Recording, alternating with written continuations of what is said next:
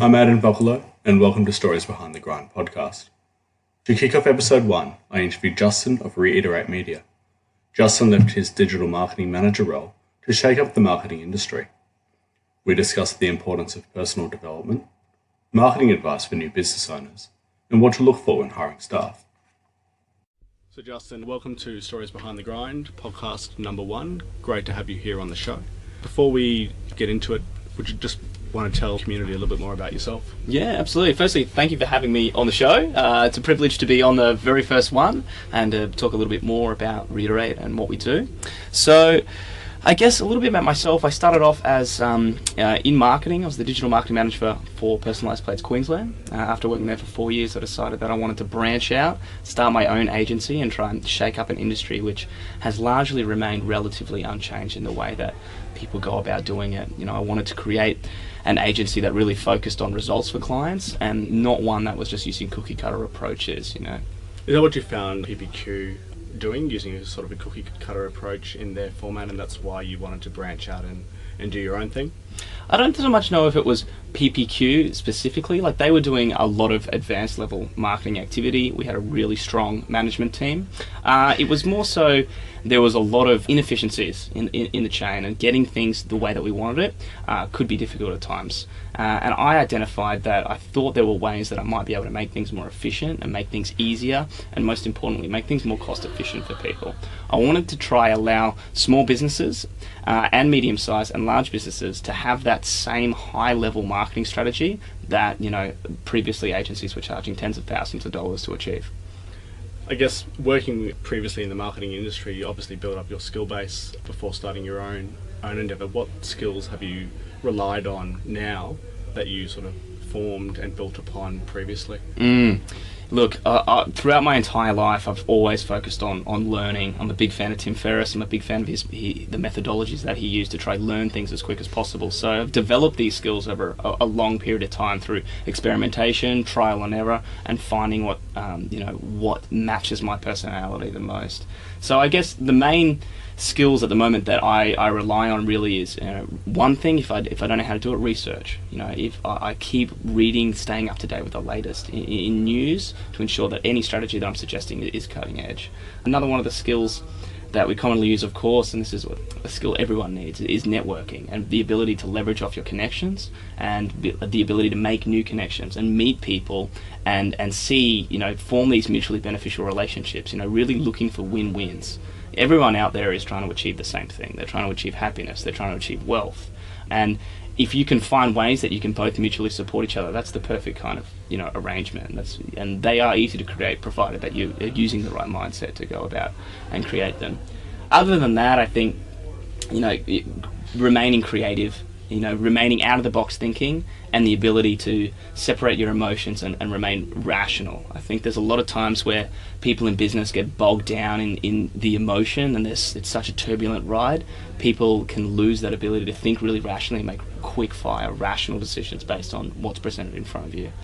What's your advice for those, say, business owners that are getting stuck in that position? How do they take a higher level approach, I guess, to have that bird's eye view of the business as opposed to getting bogged down in the details and worried about the day-to-day runnings and not having a sort of strategic direction? I think one of the things that's really helped me is a focus on personal development. So what I learned through trying to become, you know, a better person, trying to learn ways that I can manage to control the emotions, negative emotions that I feel, ways that I control my, you know, anxiety, ways that I can make sure that I'm making decisions based on rational inputs, that really helps me then run the business. So I think for me, and that's what we try to achieve with Reiterate, is providing people the information that helps them, you know, improve both personally, and through that journey of self-improvement, you improve the way that you operate and the way that you run your business. And then there are a number of tools to be able to do that. I mean, meditation is an obvious one. And that's one that's been really helpful for me, because, you know, we were having that discussion before we started this podcast about if you're not allowing your mind to be clear, then that's how you start to get stuck in the chaos of the day. You know, meditation is a way of keeping yourself really calm and keeping yourself having the ability to process things accurately. And then the next level of that is to have a system. So, you know, for myself, it's whenever I think of something, I'm writing it down. Once it's all on paper and it's out of your head, then it's a lot easier to manage. So when you have it all on paper, then you can look at all the different inputs, and then you can start to prioritize. Just taking that step approach. Now, instead of going, oh my God, I'm overwhelmed, I've got 10,000 things to think about, stop, create the list. All of a sudden you realize it's not 10,000, it's 60. And then when you go through the 60, you just start listing them in order, 1 to 60, of the most important first, least important 60, and just start crossing them off. And as you're going through that list, you might have other ones added in, and just add it in. And I'm constantly just working off lists, because if you're not doing that, you can't possibly effectively run a business, in my opinion. And the final one is journaling. And journaling is it's similar to the list, but a little bit different, because you're including emotion and storytelling. And so I might have a crazy day at work, lots of different decisions, that I need to evaluate, and I'm not sure which direction to go. And instead of just sitting there in my head for hours thinking about exactly what I'm going to do, start journaling or write it out, and all of a sudden, as you're creating this story, your subconscious mind starts to just piece together the solution, and all of a sudden, within this journal, you've got written down, okay, I think in order to achieve this, and this, which I've outlined, and these kind of issues, the resolution, I think, is this, and all of a sudden, you've got this answer that you've just created yourself by just talking to yourself in a weird way. And then from that, then you can add that to the list of all your jobs, and then continue the process. And that, for me, at least, never stops. I'm always looking for, you get inputs through the day that come, and then you've got those greater vision things as well. And you need to it's constantly a battle between the right then and now and those grander visions. And you just need to ensure that you're always focusing on the tasks that you believe are going to lead to the most amount of success as quickly as possible. And that's where you can finish up with things like your 80-20 analysis, and looking at, what are the 20% of things that are going to cause 80% of the positive results. Keep focusing on that. Anything that's not part of that, ditch it or delegate. Often going slower and taking that time out to really reflect on, the day or the moment or the last hour can really, really help you in the short term and in the long term, by just taking a break and giving your mind a chance to process. So what drew you to the marketing industry? The marketing industry, for me, it's one that offers the best of two worlds. For me, I was always quite good at the rational. I was good at mathematics. I was relatively good at science, but the thing was, I didn't really enjoy it. I just could do it. And there was this other part of me that was creative, but I was by no means an artist. I can't paint, I can't draw, but I was always like an ideas person. I did a little bit of acting, a little bit of, I was very good at speeches and things like that, but I couldn't, at the time at least, put that into any form of art form. And for a period there, when I was going through school and even university, I didn't quite know where I wanted to go. And I felt like marketing was kind of the best of those two worlds, because it's one that uses rational inputs. You look at, there's a lot of data analysis, there's a lot of going into like Google Analytics and seeing how things are performing, and looking at sales and looking at financials. But there's also this creative component where, there's that human psychology component, and that was something that I was personally very interested in. I was interested in, at one stage I thought about studying psychology. I was interested in the way that people think and why people do things and why people act. And marketing is, in a way, a form of persuasion. And it is manipulating them in a sense. But at least for me, in the work that I do, I always try to work with clients and brands that I believe in, and not do anything that's going to be negative. But I found that always really interesting. And the fact that marketing is one of those kind of jobs that there are methods and there are structures to get good results, but it's still always a small gamble. You can make your likelihood of success very high, but it's still like this game of picking together so many different elements and trying to piece together the really difficult puzzle. And even the very best marketers in the world can never be 100% sure this campaign is going to work. They can be very certain, or they can be very confident, but they can never be certain. And that's, for me, always fun. It's kind of like, it's like gambling but you can stack the cards. And I just found it was a really great way of me combining that skills and analytical thinking with creativity in a way that matched my personality and matched what I was good at. And I think with the environment changing now so rapidly, with the new forms of marketing tools, say in terms of analytics, but also the outputs in terms of, you've got Instagram and Snapchat, LinkedIn, Facebook, countless others, needs marketers to adapt to the environment. And the ones that adapt best and adapt quickly are the ones that are going to be successful for their clients and themselves in the long run. That's exactly right. And something that I've always been interested in, I loved, is that constant learning, constant improvement, constant trying to be a better person, trying to, get the level of success that I want. And exactly as you said, marketing is like that because it's always changing. So it's this game of everyone trying to, the latest and greatest and the new, and it's always evolving. And what worked previously now doesn't work. So now everyone's got to, And for me, that's fun. It means the game is always changing, which keeps the game interesting. If I was stuck at a job doing the same thing, the same process, the same mathematical formula that works, if for me and my personality, it would just make me bored. And with marketing, I'm never bored. I always find there's something new and something interesting. And the final bit which attracted me to marketing is that I've always had an interest in entrepreneurship. And at the time, I couldn't quite nail this, what business I wanted to do. When I was younger, I was a bit, I was like, I had 1,001 ideas. I couldn't quite make it happen. And marketing, I always thought was the one out of all the business disciplines that most closely related to entrepreneurship, because it's not just about putting out a press ad. It's about so much more than that. It's about looking at all of your different marketing mix, your price, your product, where you're positioned, your storefront, your staff, how you interact. Every single thing you do in your business is marketing. And people often forget, even just your e-signature is important. That's part of your brand. If you want to create a really strong brand, every single thing you do needs to be representative of your brand and the quality that your brand is. And that's one thing I noticed that some people get wrong. They spend tens of thousands on one campaign to make it look really good, and then they've got crappy e-signatures. So you bring people in, and then all of a sudden their perception of what you are and then what they get is not the same. And you always should be delivering upon the promises that you make. Can you delve into a bit more about personal brand and what your recommendations are for those, I guess, from a business point of view, but also from a personal owner's point of view, what they can be doing to boost their personal brand in the 2017 environment? Yeah, absolutely. And this is something that more recently I've been focusing on, because a lot of people have a hesitancy to start a personal brand because it's you. When you start a business, it's the business, and there's that element of separation. But with a personal brand, it's now everything you do is me, and it's hard sometimes to, one, let go of what you were previously, and two, have the confidence to go out and back yourself and put your name behind everything. So instead of being able to hide behind the cloak of, Joe's coffee shop, now it's Joe, and you have to stand for that. I mean, my first recommendation for anyone looking to build a personal brand is to read, listen, watch all of Gary Vaynerchuk's media that he puts out. He puts out a lot of media, and it's all very good, and it's a lot about, firstly, you just got to go out and do it. You got to produce content. And you have to realize that when you produce the content, you're opening yourself up for criticism, you're opening yourself up for a lot of positivity and also a lot of negativity. Those two things come together. You have to realize that it's all part of your greater mission. And I think one of the mistakes a lot of people make with a personal brand is they think, I need a personal brand, so I want to be Instagram famous.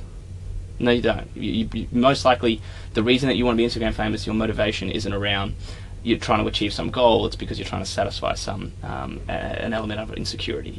Yeah, it really comes down to what your why is. Why are you doing what you're doing? And if you can articulate that really then holds you through the long haul. Do it for the right reasons. Do it for you, not for everyone else. Exactly. And my roommate was a great example of someone. He's a barber, and when he opened up his barber shop, he changed his whole Instagram, and he's saying, now I am Ryan the Barber. And that he owned that brand, he owned that job, and he's having a lot of success. I think when it comes to personal branding, the mistake a lot of people make is they try to be everything for everyone. And then they're 1 minute they're the beach girl, and next minute they're the study nerd, and that element of the lack of authenticity is really, really easy for people to spot. And that, is exactly back to your point of the why. When your why is clear, when you're clear of your mission, what you want to achieve, and who you are, personal branding becomes a lot easier. But the main thing is, one, work out your why, work out who you are, work out what your objective is, and then own it. Absolutely own it. And it's taken me a long time. I'm 27 now, and only recently have I, one, had the balls to go out and start personal branding, and two, for me to actually work out, who I am, what I want, and how I want to go about doing it. And now I've even updated my Instagram bio, which is like a summary pretty much. I'm Justin, I'm a digital marketer, I love presenting, I love lifestyle design, I love helping people achieve their goals. That's me. And for me, that's perfectly authentic, because I know that's a fact, But when you go out, there's always going to be haters, and that's something that you deal with. Yeah, and I think it's balancing that confidence to go out with also the humility that comes along with it. And balancing both can be a challenge, but when you get that balance right, you really start seeing returns. You might not start seeing returns straight away, but if you keep at it over the long term, it will pay dividends. I can't agree more. And with personal branding as well, people forget that, like, for example, LinkedIn is a perfect way. If you're doing B2B business, you want to be on LinkedIn, and you need a strong personal brand. I see these people that they're looking for a job, or they're trying to start a B2B business, and they don't either A, don't have a LinkedIn profile, or B, they have a really crappy one. It's like, you're missing a huge opportunity here, because that's a way of connecting with other business owners that are looking for your service and want to meet someone. Like, everyone out there has a need.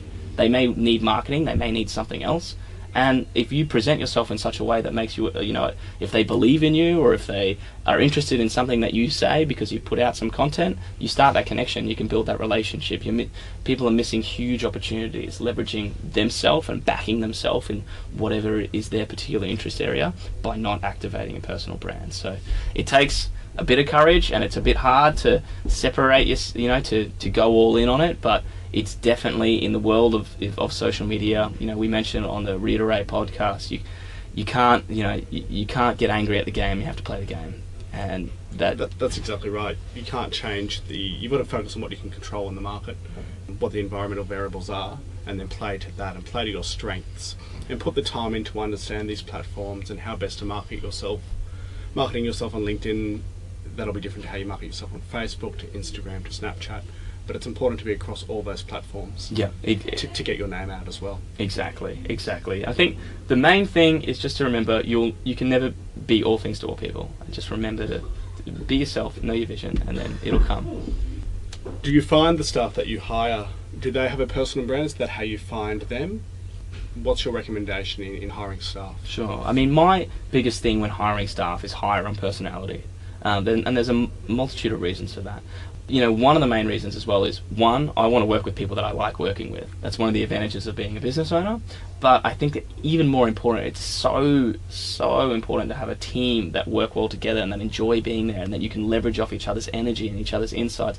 I've seen and at times had to participate in teams where there wasn't that perfect gel, and it causes friction, and it causes people to talk behind each other's backs, and it can just lower the entire energy of the team. And energy management and keeping people pumped and excited, I think, in my view, is the most important thing.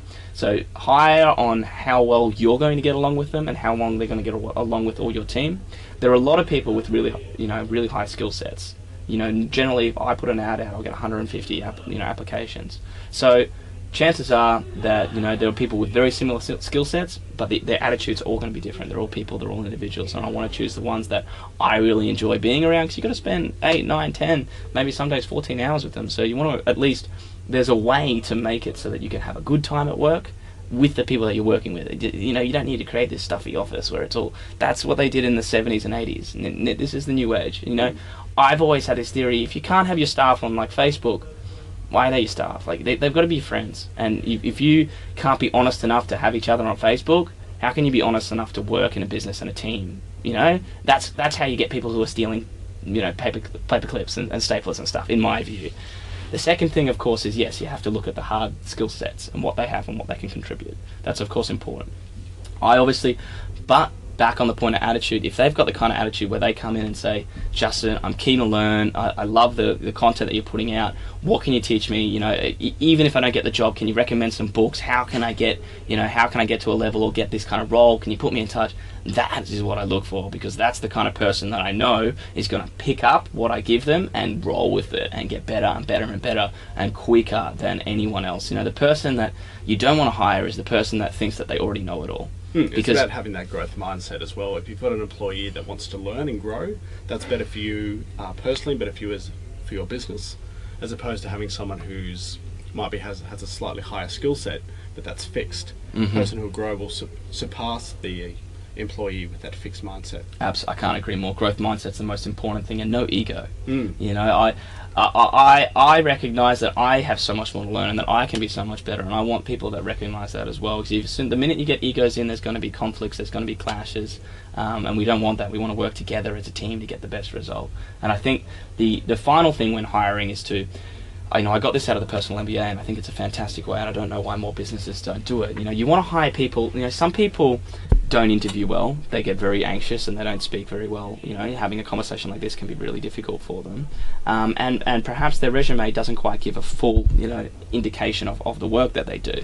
So you might be missing an opportunity there. So, the personal MBA recommends, and this is something that I implement, is to give a small task as part of the application. So they apply for the job, and you say, as part of your application, here is an example mock business case, and you actually give them a role or a task that's what they would be doing. Something small, something that's achievable, something that's easy, something that is you would need. You obviously set your core skills that they need to have for the job. So something that uses them in a small task that they can present. So in the interview, it's not like, hi, my name's Jason, pleased to meet you, so tell us, what attracted you to blah, blah, blah. Well, they need a job.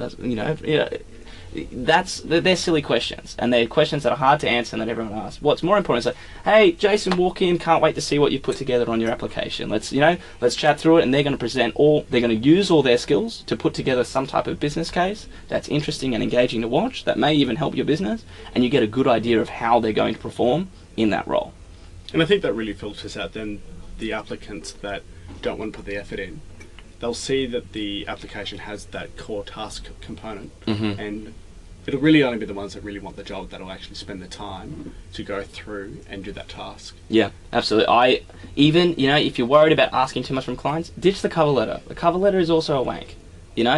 It's old and it's silly. I don't think you need it. I said on mine, send me a video of yourself. If you're not comfortable talking on camera, send me a message, a personal message about something. Tell me who you are. Don't give me this formal, in the 80s style cover letter. It doesn't tell me anything that's beneficial for my use. And the other thing that I put in my application is like a core question to see whether they've read it and their attention to detail. So mine was, tell me your favorite book in your application. So anyone that didn't tell me their favorite book, in the bin, because obviously attention to detail is critically important. And if you can't even do that when you're looking for a job, attention to detail is hard to teach. Yeah, I've had the same advice. Have that call to action on your job description. It'll really show to you as a business owner which candidates are the ones that have taken the time to read the application, as opposed to the ones that are just sending out 100 applications to as many businesses as they can and playing a numbers game. And that's the thing. People looking for a job need to understand. It's not a numbers game. They think, I've sent out 150 and no one's got back to me. Don't send 150. Send 15 to the ones you want the most, but put in the time that you put in for that other 100 and something, And that's how you get the job. Think of ways that you can be out of the box. It's so easy to go out of the box these days. Like well back in the day when I was going for a job, I was highly unqualified for it, but I just decided to apply anyway. And mine was a video. I put together this video talking, to camera, which is something I knew I was good at. And you don't have to do a video; it can be anything. But for me, I was good at talking on camera. I made it kind of funny. I had jokes in there, and there was a few hundred applicants, and I was in the top list, completely unqualified.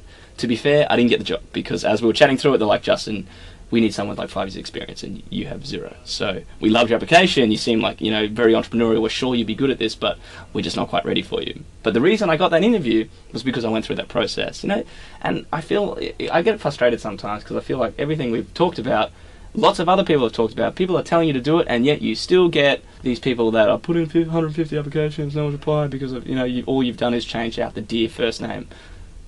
What are you doing? Come on, pick up your game. It's not hard. Yeah, it's a great way to differentiate yourself to the 98% of people who will do that, who will just take the easiest option to put an application together. If you really spend the extra 15 minutes, half an hour that it'll take to really refine your application, it can really be the difference between getting that interview and missing out. Absolutely, invest in yourself.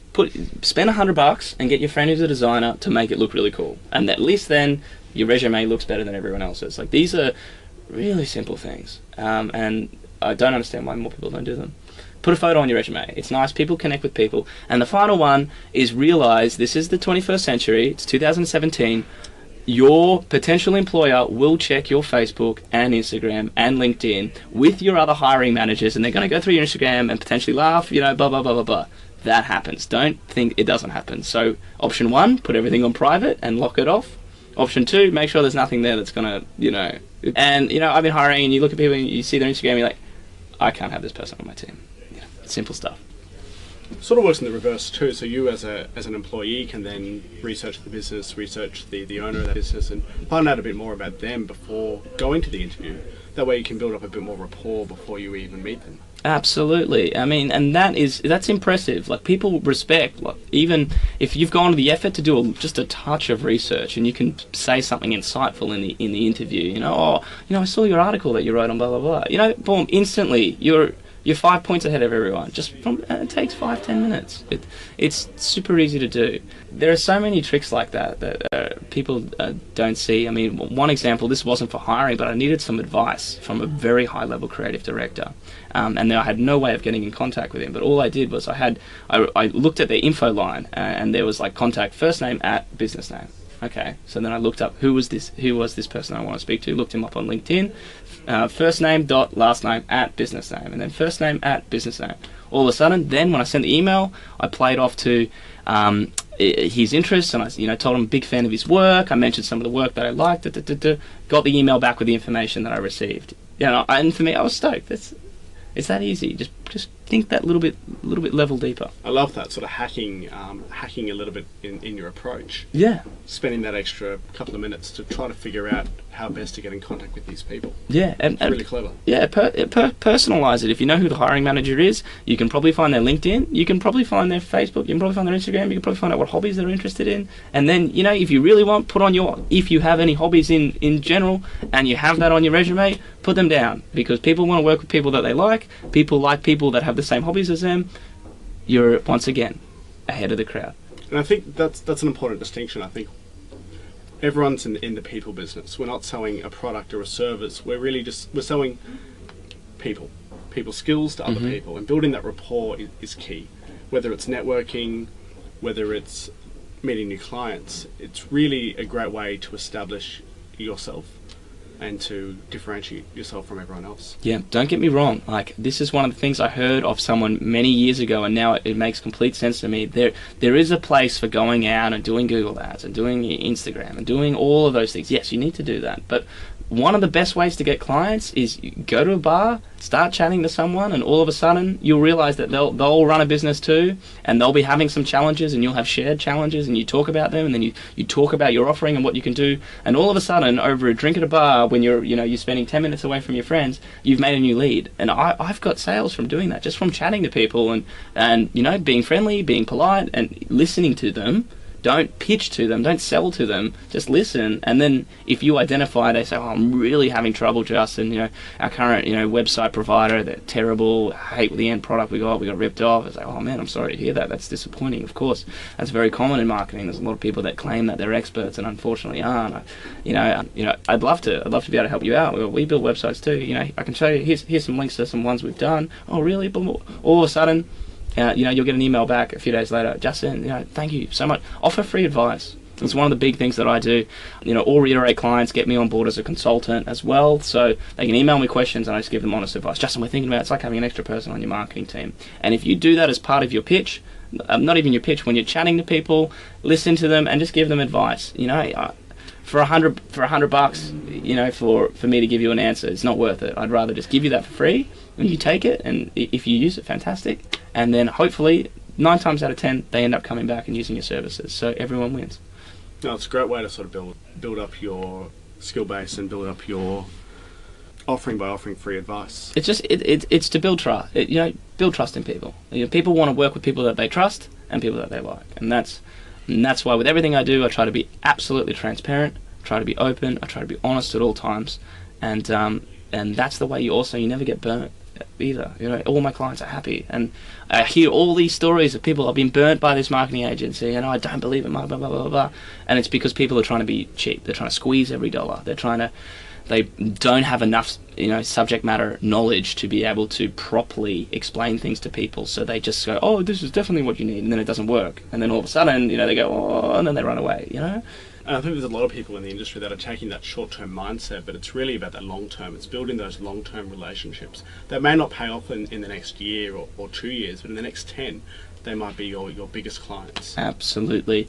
And even if they don't end up using you, they'll probably refer you. If you've been so good to them, they'll refer you to their friend, and all of a sudden you get an email, hey, one of my best mates recommended you, I heard you're great, I'd love to use you. And I've had that, and I've spent hours with people that haven't given me a cent, and I'm happy to. I actually get excited talking to these people because I get to hear about their businesses.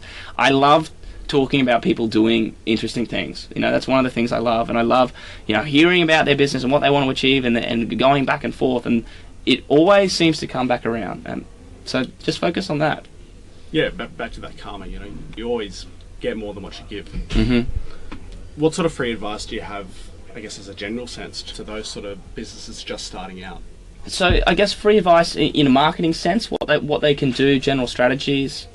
There's a number of things. I think firstly is you need to, understand your brand and what you want to achieve. So if you don't understand anything about branding, start doing some research on branding. And once you have, your logo and your ethos and what's important to you and your business, and that value proposition is often very important as well. Like what does your business offer that makes you unique? What's your unique selling proposition? So when someone says, yeah, hey, what do, you can nail that one-liner, because that's the most important thing. Once you've got that, then you need to have a look at your budget. I see sometimes people have trouble with, they overinvest in some areas and underinvest in others.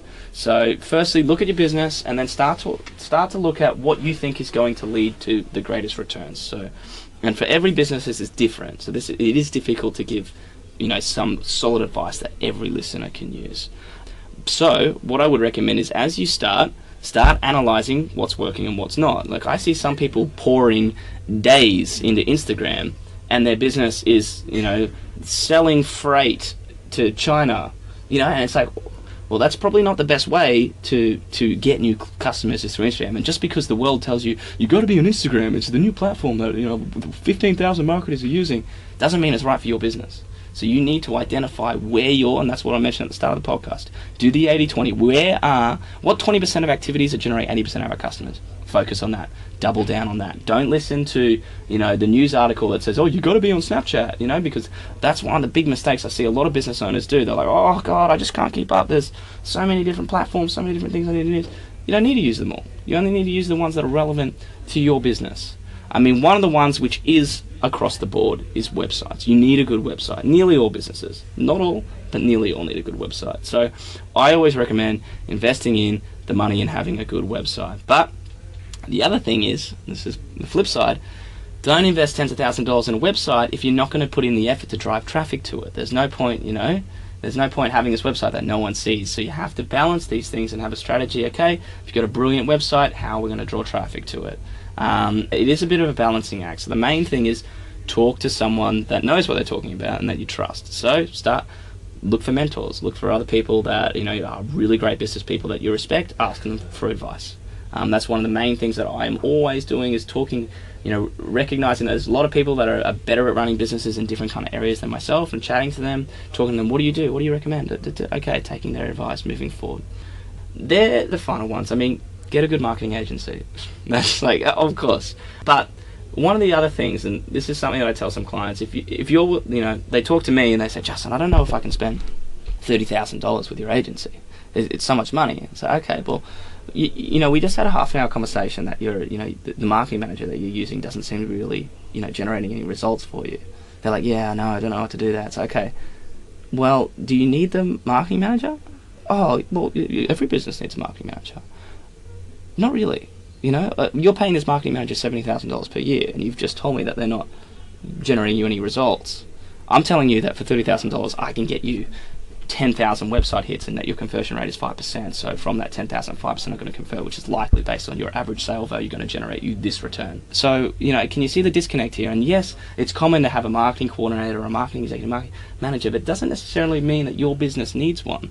A lot of people, and I don't want to bag marketing coordinators, they're fantastic at doing certain things, but they need to be, I think small businesses make the mistake of, they get like someone fresh out of uni and they're the marketing manager, and you're asking too much of them. They don't have the skill basis yet. And marketing coordinators need someone to also have a mentor in the business, and that's what I had, and that's how I got to this level. I had a fantastic team that taught me everything I know pretty much. Uni got me to a certain level, and then they taught me all these things, and I taught myself to get to this level. So look at all your financials, look at where your money's going, and look at how your money can be better spent. Everything you do in business is a return on investment analysis. That's all it is. So, if we invest X, what do we get in return? And try to be really, don't buy into the hype. Don't buy into the buzzwords. Don't buy into the news articles. Really take a rational approach, run the numbers, and then see what works best for you. And if you don't know how to do any of that, get someone in that does. It's worth your money. What makes Reiterate unique to all the other marketing agencies out there? I think one of the main elements, and we've kind of touched on it through this whole podcast, has been one of the themes. What makes us unique is the fact that you've got someone that's leading the entire operation that has done all these things. So I've been the digital marketing manager for a big brand. I've done campaigns for hundreds of thousands of dollars. I've been with brands that have earned millions of dollars. So I understand the role of the marketing manager. I understand the challenges of the marketing manager as well. And just not always budget is the challenge, but there are other challenges as well that they face. And then I've now done Create and Reiterate, and I understand the challenges of the business owner and of the small business owner. I understand the things that they have to consider when making decisions, and I know that for some small businesses, spending $5,000, $10,000, $15,000 is for something that maybe you've been burned. It's a big investment. I understand that as well from personal experience. My parents also own a business, so I understand having a family-run business, what the challenges are there. My main goal is to always create win-wins, to always be transparent, to not use cookie-cutter approaches, to customize everything, to make sure that I get the best end result. I mean, I'm a people person. I hate to disappoint people. I want people to believe in me, but not just believe in me. I want to realize, I want to thank them for their belief and give them what they want. I always believe that marketing should be a win-win. Like, if you're losing with marketing, something is wrong. The core of marketing is, if we invest this, we get this back at some stage. And sometimes that's short term, sometimes it's instant. If it's a direct action campaign, you run some ads for 3 days, buy at 20% off, buy now, you get your return back, boom, end of that week, fantastic. Sometimes it's a long play, sometimes it's a branding objective. And so then you need to make sure that you've got the key performance metrics in place to understand what the results of success is. So that's with me in the consultations, we talk about what's your vision of success. So with all this activity, what do you want to achieve? And we try to really drill down. So we even do some visualization stuff. So okay, we've run the campaign, what's happening now? Talk me through it. And that way, truly, and a lot of the times I get people come to me and say, Justin, I need a new website. We go, okay, I don't know, tell me, why do you think you need a new website? Blah blah blah blah blah blah.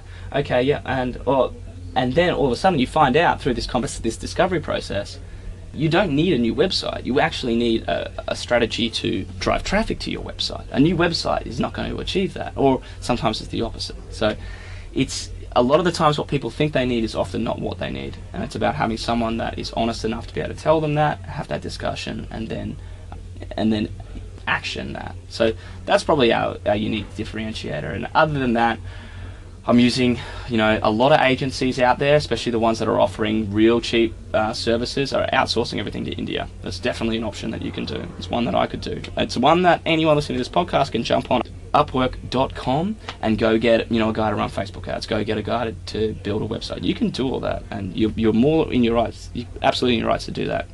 What I also find is I get lots of people that have gone out and done that, and then they've been burnt for one reason or another. They spent hundreds of dollars and got nothing, or their website's gone down. And a lot of agencies are doing that as well, and that's where you get these poor quality outputs, things are clunky. And I chose, when I was starting Reiterate, I said, no, I want to work with only people that I've worked with in my career in marketing, that I trust, that I know can do amazing work, and I'm only going to work with them. And as a business owner, that has a huge premium for me. I pay a lot of money for that. But we get really great outputs, and people that I can trust, and we do it fast, and we do it well. That's the main thing. I think there are also, one of the differentiators is we're a whole team dedicated to staying up to date with the entire industry. And there's some agencies that are kind of like, we just do it this way, and then they hire some 20-year-old that's supposedly an expert that's not. No, she's in charge of the social media, and he's in charge of the Google AdWords. And if you talk to one person, they don't know, and that's not how I like to operate it either. I want the entire team is involved in everything that we do. And I think, I like to think we're a bit of fun to work with as well. We try to keep things light.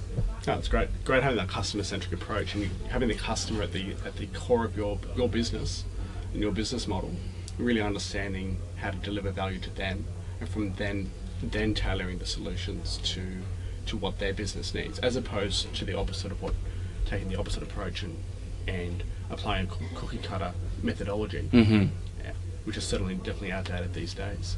Exactly right. Just want to say thanks so much for being on the podcast. Number one, great to have your perspective on the whole marketing industry, and hope to keep in contact. So thanks so much. Absolutely. Look forward to it. Thank you so much for listening. Would really appreciate it if you left a rating. For more inspiring stories and advice, follow Stories Behind the Grind on Instagram and Facebook.